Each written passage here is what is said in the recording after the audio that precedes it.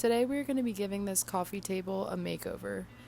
This table definitely has some good bones, but the finish has definitely seen its day. I'm going to be giving this table a light wash antique-y look to it. First things first, wipe your table clean and then make sure you got your safety goggles and your sander, and we're going to be using an 80 grit sandpaper to get off the finish. When you're sanding, make sure to sand with the grain. After you've sanded your whole table with your 80 grit sandpaper, make sure to switch it off to about a 160 grit sandpaper for a smoother finish.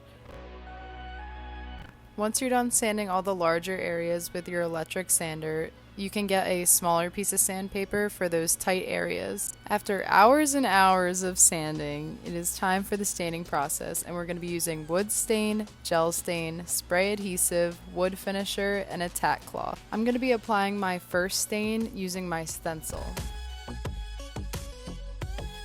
First, I'm going to wipe my surface clean, spray my adhesive onto my stencil to assure no bleed through, and then apply my gel stain in a dabbing motion.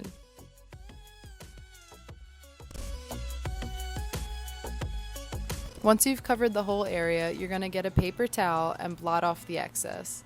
I like to remove the excess stain until I can see the wood grain. Using a gel stain rather than a normal stain is what prevents stain from leaking through the bottom of the stencil, which gives us those nice, clean, crisp lines. Once you've got your first stencil down, you're just going to repeat until your desired tabletop is covered.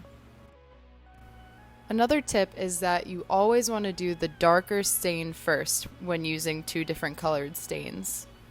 Let's face it, mistakes happen, and when they do, you can simply just get a piece of sandpaper and sand it away, and it's good as new.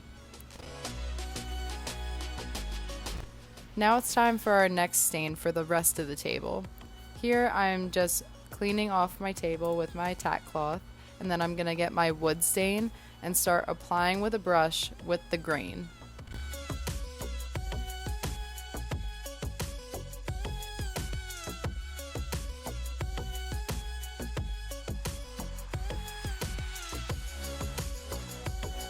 After it's coated, wipe off the excess stain with a paper towel. I love using pastel colored stains when trying to get that antique look. To assist in my antique look that I was going for, I made sure to not let the previous stain on the tabletop dry for the complete time, because I wanted some of it to rub off as I rubbed off my second stain. Once you've got your tabletop covered, just wipe off that excess stain again. And for our final step, we're just going to apply our wood finisher.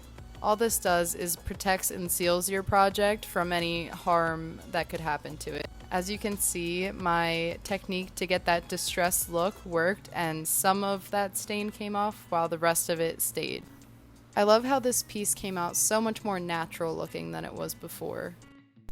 Just changing the stain and adding some little details to a piece can really change its whole personality. Head to our website to check out more of our stencils, and don't forget to tag us on social media with your stencil art.